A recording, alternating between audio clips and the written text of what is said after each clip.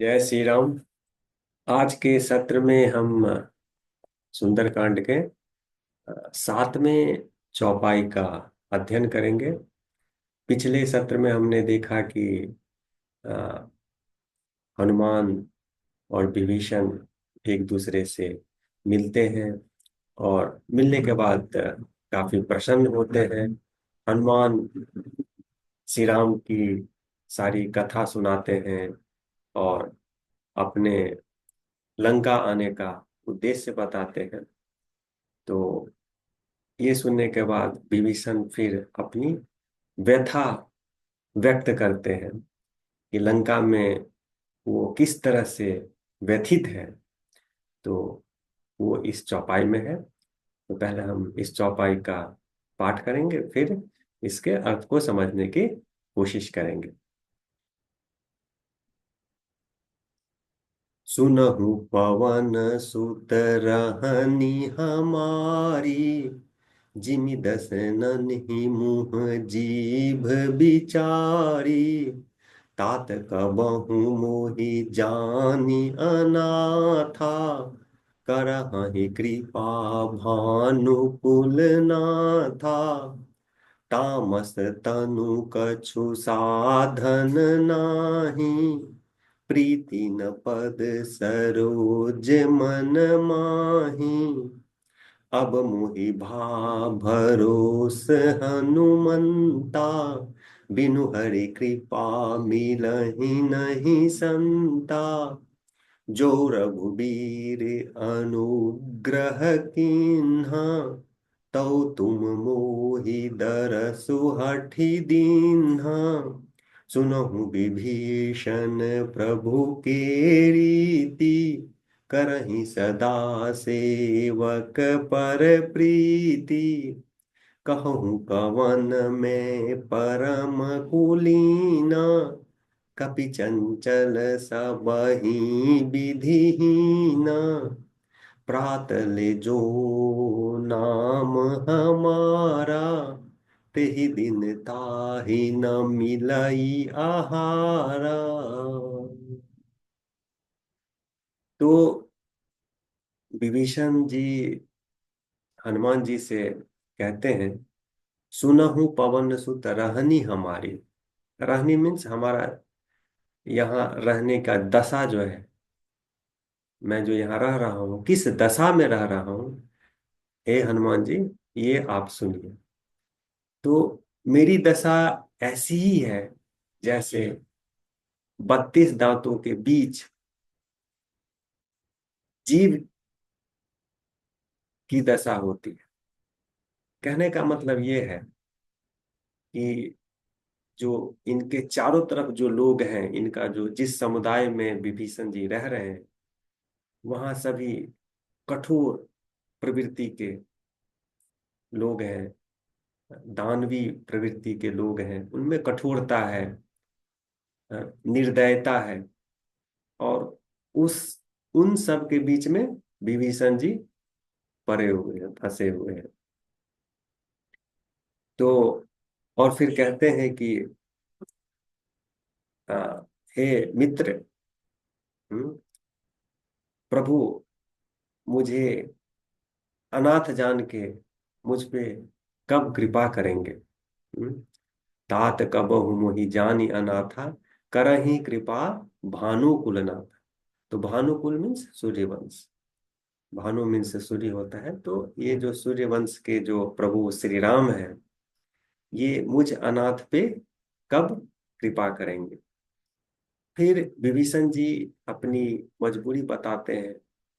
कहते हैं स्वभाव बस। स्वभाव बस मतलब ये तन से, क्योंकि विभीषण जी हैं तो राक्षस कुल से।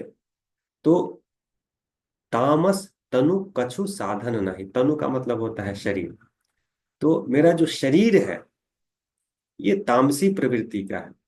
मेरा जीन्स, शरीर से यहाँ मतलब है जीन्स।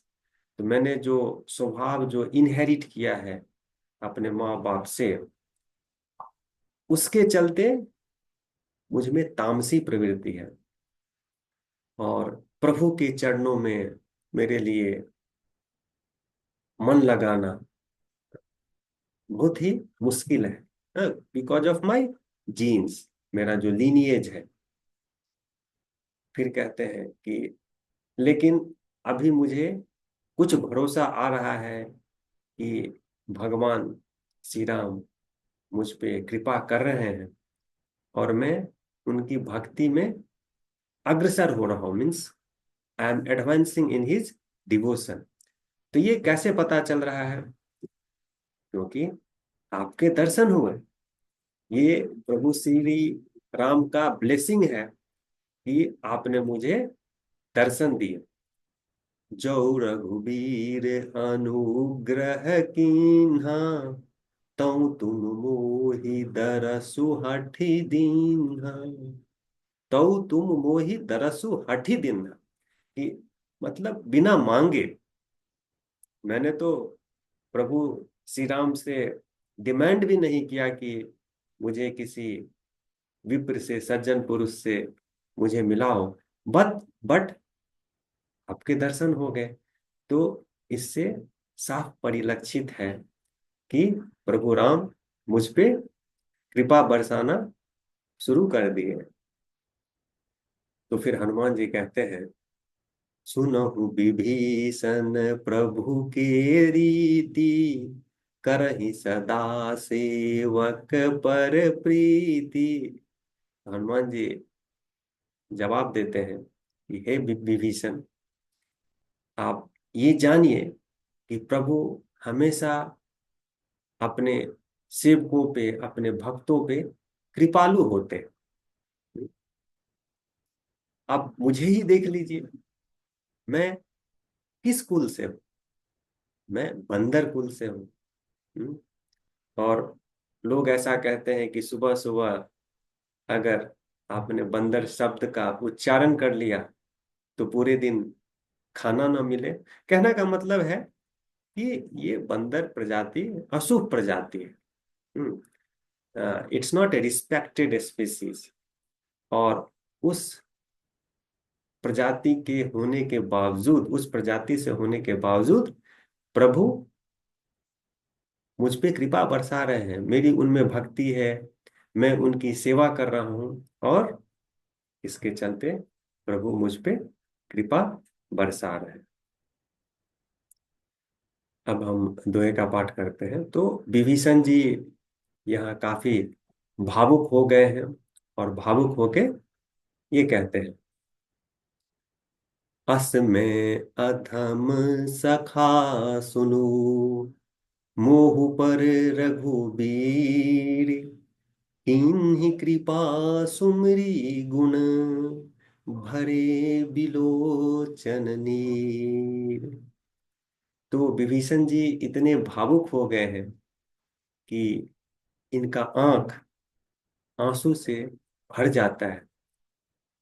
श्री हनुमान जी से कहते हैं कि हे सखा, सुनिए, रघुवीर श्री राम जी ने मुझ पे कृपा की है,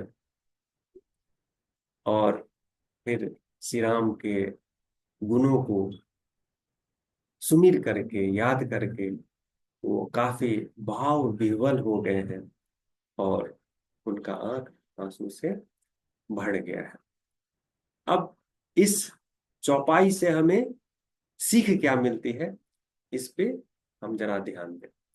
तो इस चौपाई से सीख ये है कि हम जन्मजात, हो सकता है कि कुछ अवगुणों से भरे हों। जैसे श्री विभीषण जी ने कहा कि मैं राक्षस कुल में पैदा हुआ हूं, तो मैं स्वभाववश क्या हूं? तामसी हूं, राक्षस स्वभाव है मेरा जन्म से।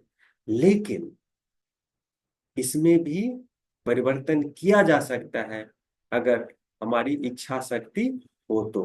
अगर हमारी इच्छा शक्ति मजबूत है, तो जो जन्मजात दुर्गुण है उससे हम मुक्ति पा सकते हैं। तो यही इस चौपाई की सीख है। तो आज के लिए बस इतना ही। अगले सत्र में हम चौपाई 8 का अध्ययन करेंगे। धन्यवाद।